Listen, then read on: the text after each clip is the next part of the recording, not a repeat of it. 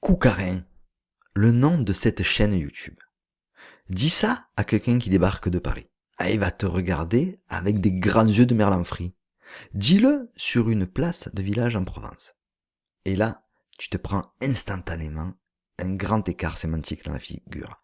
Tout le monde saura ce que veut dire Coucarin. Enfin, tout le monde pourra te donner une explication un petit peu différente. Parce que ce mot, il est le symbole de la Provence. Si j'ai choisi ce mot pour la chaîne YouTube, c'est parce que il représente dans toute sa magnificence, dans toute sa beauté, la culture provençale, notre façon de voir, notre façon de penser. Dans la bouche d'un Marseillais, d'un Provençal, Coucarin, ça veut dire quoi? Ça veut dire quelque chose. Mais quelque chose qui est assez volumineux, assez grand. Quand il pleut une grosse averse, vous savez, ce que les météorologistes appellent les épisodes méditerranéens. Eh ben nous on dit, il tombe Coucarin. Si un enfant fait beaucoup de bêtises, on peut dire, il a fait Coucarin. Une jolie fille, très jolie, magnifique, cette fille, c'est Coucarin.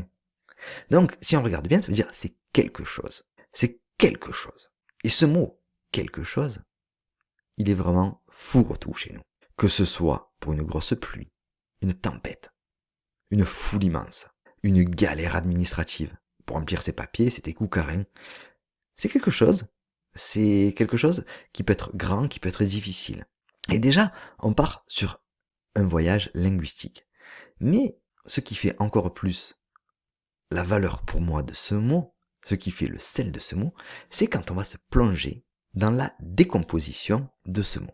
Et ça peut être aussi un piège. Parce que pour comprendre Coucarin, il faut se plonger dans la langue provençale. Et ce mot, en provençal, il se dit Caucaren. Et Caucaren est une décomposition de Cauca, reine.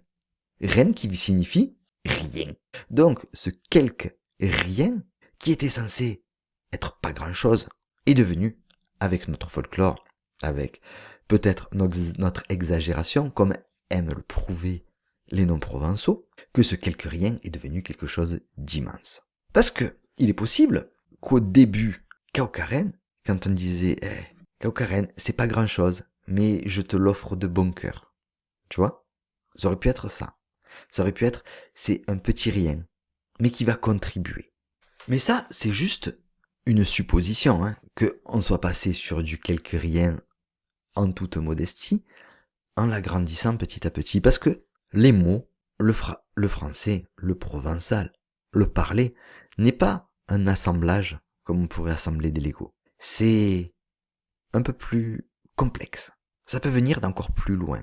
Parce que ce Caucaren pourrait être, si vous avez fait un petit peu de latin, du mot res.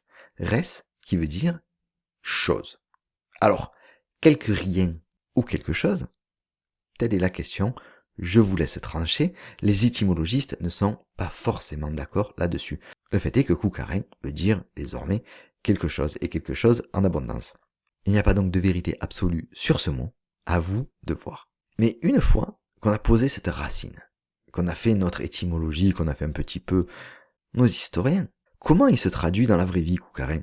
Parce que ce mot qui reste coincé dans un dictionnaire, il servirait à rien. À rien. Le provençal, c'est plus un langage oral. C'est du parler. C'est de la chair. Du pavé. De la sueur. Du vécu. Et on peut regarder Coucarin sous un triptyque. Une trilogie pagnolesque. On pourrait avoir la première. Le flou artistique. Le flou artistique, ça voudrait dire quelque chose, dans un sens. C'est quelque chose de vague. Par exemple, tu as un minot à la maison. Tu vas dans sa chambre. Il est en train d'écrire quelque chose sur un petit cahier. Et tu dis, qu'est-ce qu'il est en train de faire? Et il te dit, Coucarin. Ça veut dire, laisse tomber, c'est un truc, un machin, quelque chose.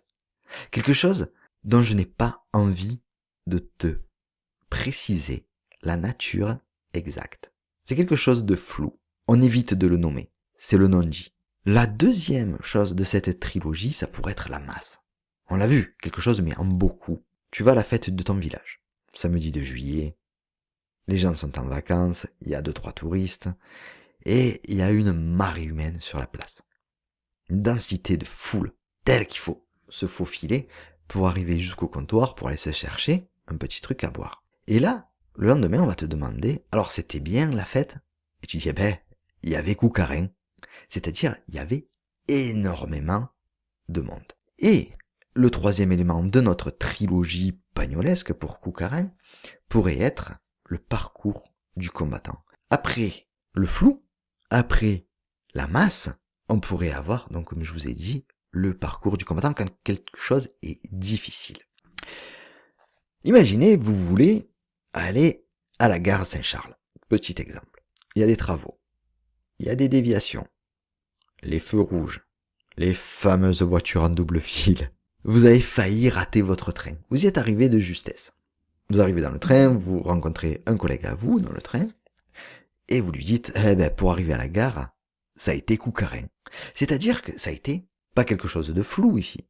Ça n'a pas été quelque chose où il y avait beaucoup de monde, pas en soi, mais ça a été de la difficulté avec beaucoup d'obstacles. Vous voulez remplir des papiers, les trucs administratifs, vous savez que c'est super long, super chiant, mais pour arriver à avoir telle subvention, ça a été Coucarin. Voilà votre trilogie pagnolesque qui fait que moi, personnellement, j'adore ce mot Coucarin. Et si Coucarin traverse les siècles, et il ne prend pas une ride, même les jeunes continuent à l'utiliser, c'est parce qu'il reprend un besoin psychologique provençal selon moi. Le droit de ne pas tout expliquer. Dans notre époque, on veut toujours tout mesurer, tout expliquer, tout prédire, tout prévenir, tout chiffrer, tout tracer, tout baliser, bref, tout justifier. Et Coucarin, c'est le résistant de ceci, c'est le flou. Il ne va pas donner une information fermée, chiffrée. Non, il pose une atmosphère. Il a laissé à la personne qui entend ce mot Coucarin, qui reçoit le Coucarin, la charge de se débrouiller. Alors, qu'est-ce qui s'est passé aujourd'hui? Coucarin. Maintenant, tu te démerdes avec ça. Tu fais ce que tu veux. Combien il y avait de types? Il y avait Coucarin. Il y avait beaucoup de monde. Mais, tu comprends que c'était plein, mais tu sais pas combien. Ça a été dur. Le bac? Ouais, ça a été Coucarin. C'est-à-dire que ça a été difficile. Tu as compris la douleur. Mais tu sais pas si ça a été difficile ou très très très difficile. Tu sais pas ce qui s'est passé. C'est flou. Et donc c'est précisément pour cette beauté de ce triptyque, de cette trilogie que j'ai décidé d'appeler la chaîne Coucarin. Ici, on va vouloir parler d'histoire, d'expression, de figure, de lieu. On prend un mot qui a l'air de rien, qui est flou, et on va creuser jusqu'à essayer d'y trouver des explications.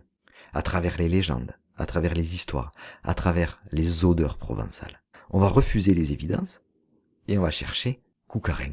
Parce que la Provence, son histoire, c'est Coucarin.